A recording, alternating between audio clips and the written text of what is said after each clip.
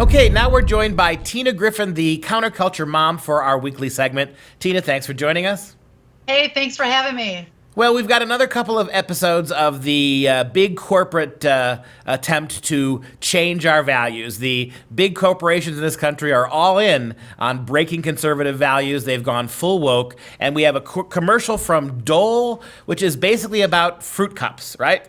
And so let's take a look at this quick video about how Dole's using the selling of fruit cups to push a lesbian agenda. We need a way to talk about our kids without them knowing. We call them fruit bowls.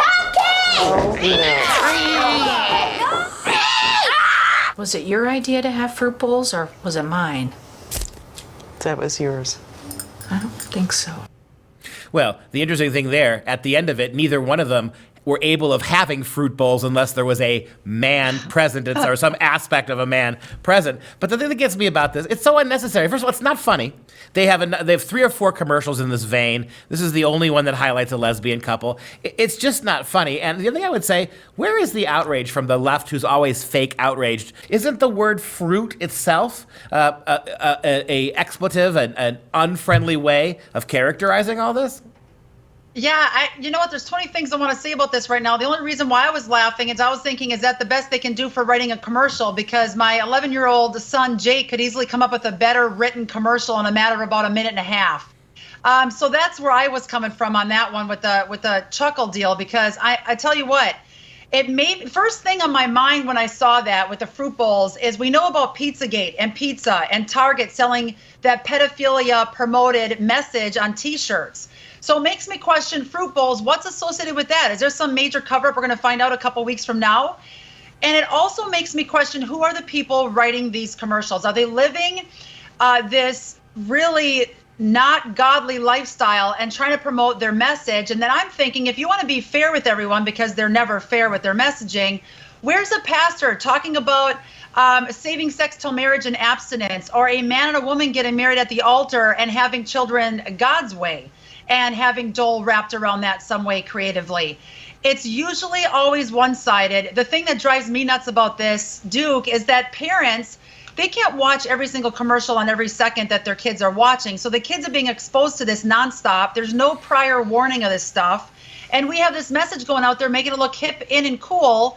And it's just completely anti what a majority of Americans actually want their kids to be exposed to. Well, it's hucksterism. I remember, the Black Lives Matter thing is doing this too. You're watching, all of a sudden watching TV, there's a commercial about tires, car rolling down the street, focused on the tires, drives into a bay, tires are put on the car, and then apparently for no reason at the end of it, Black Lives Matter flashes across the screen. It's just so irrelevant to what you're selling here. It's bizarre. And if you think that's bad, we've got another ad campaign from Finland.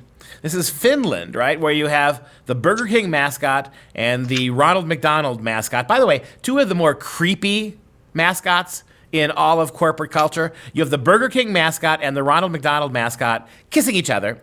And the template is love conquers all. And I got to ask you first, why is love always synonymous with putting your tongue in somebody else's mouth? Couldn't you show love 1,000 other ways? Why do they have to have these 2 clowns, literally clowns, kissing? And what are you going for here?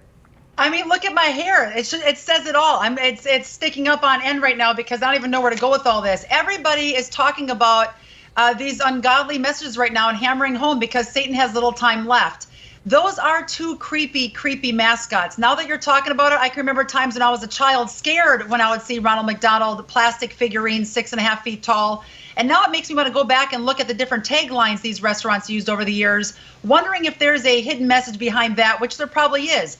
Just Sam won recently as well on a TV show, and she said, at first, Christian, solid, gave her testimony throughout the whole entire run of, I believe it was American Idol. And then at the very end, days after her winnings were announced, she was on Instagram saying, love is everything, love wins in the end. And she was topless, embracing other women, talking about her lesbian deal. So it's really all over the place today. It's why our parents have to be diligent on what their kids are currently ingesting when it comes to pop culture.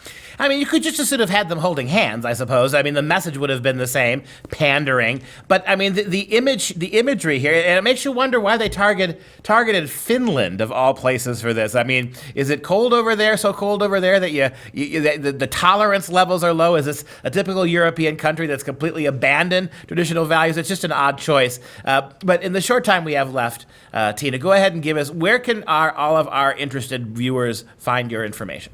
Yes, I will hammer home this. I probably will never eat at Burger King and McDonald's again after seeing that, just because we should not support the companies that are not upholding our values, period. Look at Netflix. I think $17 billion have been lost just because of cuties. You're going to do it. We're going to say, hey, you know what? You're not catering to us as the audience. We're no longer going to subscribe to your network. So power in us as parents. Definitely download the Counterculture Mom app. Go to the premium section. Get it. It's $3 a month, and it goes to support the ministry, our message, and gets more alerts in your hands right through our Counterculture Mom app. It's a must for all parents.